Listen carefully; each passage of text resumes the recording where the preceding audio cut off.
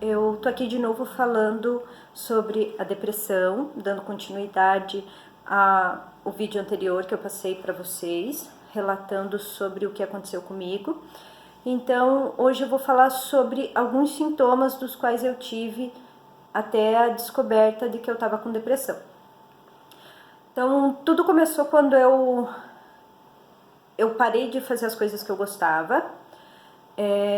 Eu fazia crossfit antigamente, há muito tempo atrás, há 6 anos atrás. Eu praticava o crossfit e gostava muito do que eu fazia. Era uma pessoa super ativa, era uma pessoa que sempre gostou de praticar esportes, independente se era o crossfit ou não, academia, fazer exercício. Eu nunca gostei de ficar parada. Então, quando eu comecei com a minha empresa, eu tive que optar entre trabalhar e me dedicar à empresa ou ter lazer, ter vida. E são duas coisas que é difícil de você conciliar. O trabalho, quando você cria uma empresa, e os seus momentos de lazer. O que eu acho que nós erramos muito com isso. Eu sei que o começo é difícil, mas a gente precisa aprender a administrar a nossa vida. Então, tudo começou aí, quando eu tive que parar de fazer algo que eu gostava muito. Eu parei de ajudar minha filha na escola, não conseguia mais fazer os exercícios de casa com ela. Eu me tornei uma pessoa assim super cansada, porque eu trabalhava demais, das 5 da manhã até quase meia-noite, e não tinha horário para comer, não tinha horário de descanso, não tinha horário de lazer, eu não tinha aquele tempo em família que eu sempre prezei muito.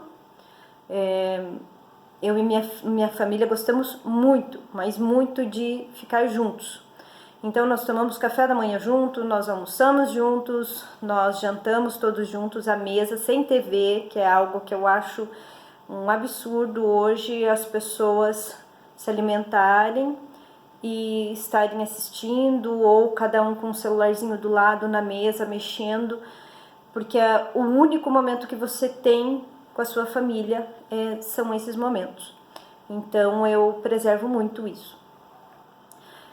Como eu comecei a parar de fazer todas essas coisas, veio me gerando muita frustração. E eu comecei a me tornar uma pessoa agressiva por causa do cansaço. Eu explodia com qualquer coisa.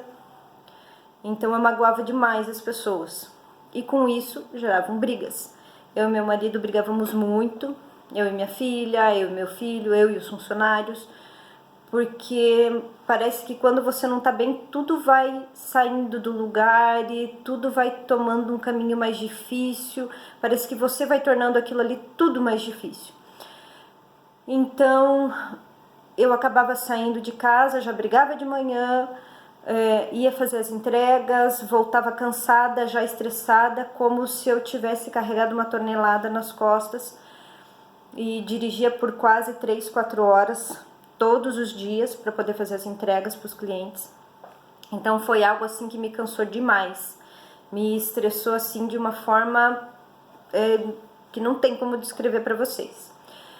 Então eu não conseguia dormir mais, não conseguia me alimentar. Eu fazia 2 refeições por dia, um café da manhã, e eu fazia uma refeição às 21 horas, que era uma barra de chocolate. Eram as únicas coisas que eu comia. Eu perdi peso super rápido, eu fiquei doente, eu tinha muita tontura por causa de fraqueza, pois eu não me alimentava direito. E com isso eu comecei a beber muita bebida alcoólica. Então todos os dias eu acabava tomando ou vinho ou uma cerveja. Todos os dias, de segunda a segunda. E por eu fazer isso, comecei a engordar. Não conseguia mais fazer as atividades físicas, pois eu já estava com aquela frustração toda. Então eu comecei a ter dores de cabeça, não conseguia dormir, tinha dores na nuca, dores no ombro e no braço. Às vezes eu perdia a sensibilidade do braço. Acordava de madrugada com muita arritmia cardíaca, eu achava que eu estava infartando. Tive alguns episódios que eu não sabia até um tempo atrás, até conversar com o psiquiatra. Eu não sabia o que era uma crise de pânico. e eu tive uma dentro da academia, a última vez que eu fui, que foi quando eu falei, chega, eu não vou fazer mais exercício. Eu tive uma crise bem séria na academia, e aonde eu passei muito mal, e eu sempre fui uma pessoa que nunca se entregou para nada, então eu vou até o meu limite, e eu não falo nada para ninguém, porque eu tenho esse hábito de não falar, então às vezes está doendo, eu tô quieta ali, suportando aquilo ali. E nesse momento eu falei, não, eu preciso parar, porque senão eu vou desmaiar aqui. Eu estava passando muito mal, com muito enjoo, muita tontura, e eu falei pro professor que eu estava passando mal e que eu precisava descansar. Ele me pediu que eu deitasse no chão, levantou as minhas pernas e começou a conversar comigo. E foi um super querido. Ele começou a conversar comigo, começou a me acalmar, a minha respiração começou a voltar ao normal, aquela sensação de enjoo, aquela sensação de desmaio começou a passar. Então tudo isso começou a se acalmar dentro de mim. Só que aquele dia eu tomei essa decisão de parar de fazer exercício. Falei, então eu tô doente, eu tenho algum problema físico, eu preciso parar. Então eu parei mais uma vez de fazer algo que me ajudaria muito. Então eu acabei com todas as coisas que me faziam bem. Eu não fazia mais caminhadas, eu não corria mais, eu não fazia mais exercício, porque eu tinha medo de passar mal, porque eu achava que eu estava doente. Então eu comecei a parar de fazer essas coisas. Até o momento que eu descobri sobre esse problema da depressão e que isso era uma crise de pânico que eu estava tendo. Depois desse episódio, eu tive mais 5. E o médico me passou um remédio mais forte para eu tomar.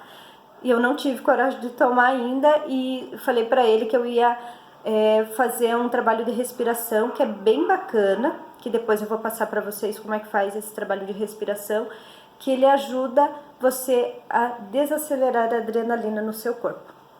Então ele vai diminuindo até você se acalmar, voltar aquele ritmo cardíaco normal, até você ficar bem calminho. Eu acho melhor fazer isso do que eu tomar um remédio do qual vai me viciar, do qual vai me fazer mal, do qual não é legal. Para o momento de crise, ele parece ser bom, porque ele vai passar rapidinho. A respiração ele vai demorar um pouquinho mais, mas é algo mais natural, é algo que vai ajudar bastante.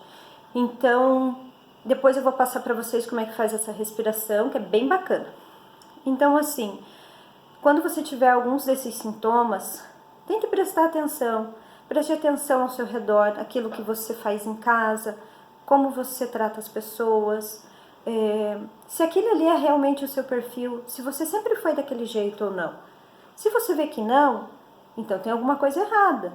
Ah, mas o que está me levando a fazer essas coisas? Eu estou estressada, por quê? Eu estou agindo dessa forma, por quê?